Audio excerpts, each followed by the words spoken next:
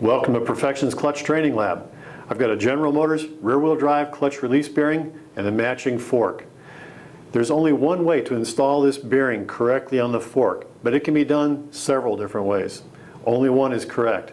When it's done incorrect, we're going to have clutch release problems. People are going to say that it releases all the way down on the floorboard and it engages, starts to transmit power as soon as I even lift my foot up a little bit. Our tech calls, people are asking for taller clutch release bearings or longer adjustable push rods. They're looking for solutions.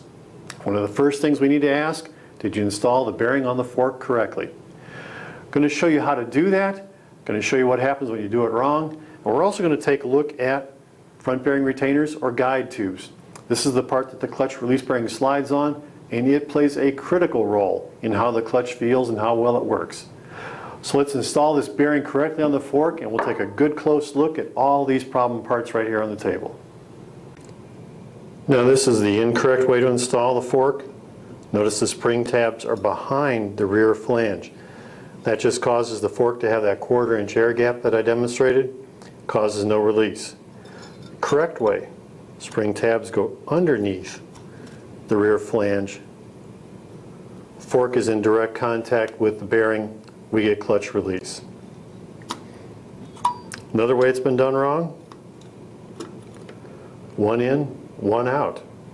We've got half the fork installed correctly and half the fork installed incorrectly. Now how can you tell if the fork was installed incorrectly on the bearing? Even after trying to drive the vehicle for just a short time, those spring tabs will leave a witness mark on the back of the bearing. Here we've got two marks 180 degrees apart. Just takes a little time driving, trying to drive that car or truck, and those fork springs dig in and leave marks. All of these bearings were installed incorrectly. Each of them has witness marks. Here we've got a very, very worn out GM fork and pivot. When this pivot and fork are together, they're so worn out, they literally just lock into each other. There is no pivoting action anymore. This needs to be replaced to restore the correct function and feel of this clutch release system. This fork has a lot of miles on it. You can see where the fork was pushing on the back of the bearing, doing its normal job. But finally, everything got so worn out that the fork started to push on the rotating race of the bearing. So as this is trying to turn, the fork is touching it on the back side and acting as a brake upon the fork. So now this hardened bearing rubs against the diaphragm spring or the levers of that clutch and just causes tremendous noise and completely ruins the system. So this fork is worn out, absolutely needs to be replaced. You can tell from the deep gouges right here. Now we've got 3 examples of worn out guide tubes or front bearing retainers. Here we've got damage on this one. In this case it looks like the bearing might have spun on there finally. This one's got some deep scratches in it, some gouging out here. This one has the classic wear pattern. The bearing moves in an arc from the fork. So as the bearing moves in an arc, it's always pressing against the side of this guide tube, kind of side loading it as it wears. The guide tube has to take that arc motion in the bearing and straighten it out, move it in a straight line. So there seems to be wear right here and right here on this particular one. We've got a ridge right here. We've got a kind of a low spot or a valley here and here.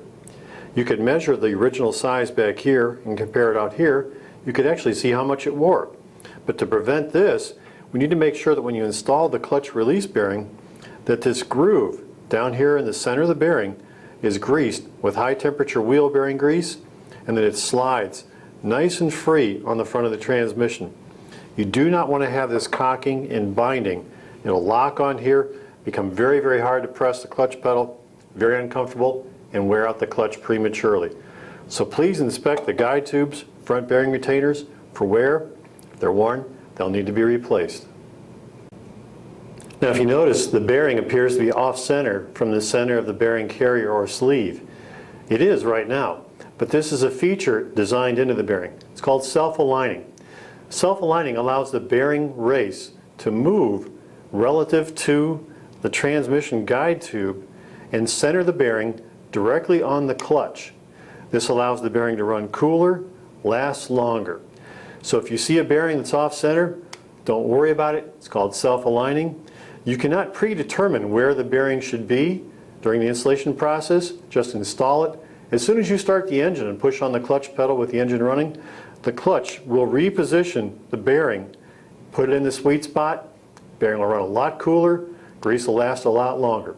Self-aligning clutch release bearing. Sometimes you'll notice when you install a bearing on a fork that there's a cam that seems to be getting in the way. Here it is right here. It's a little lobe on the bearing sleeve right there. It's merely there to prevent this bearing sleeve from spinning. It only goes so far and then it'll stop spinning, lock up on the fork. We don't want this to spin on the guide tube under any circumstances. That'll just cause wear of expensive parts. So this cam prevents that rotation. This is the current version. There have been some older parts out there that use a pin, as you can see right there, to prevent the bearing sleeve from rotating on the guide tube. Well, now you've seen the correct way to install that bearing on the fork and just how critical that relationship is. We have to do it right every time. This one's for an S10. You can see we've got a different style fork, but we've got the same relationship and the same potential to make a mistake. Spring tabs are on the back side here. Now, if you thought GM was the only place this could happen, this bearing belongs to a Ford Mustang.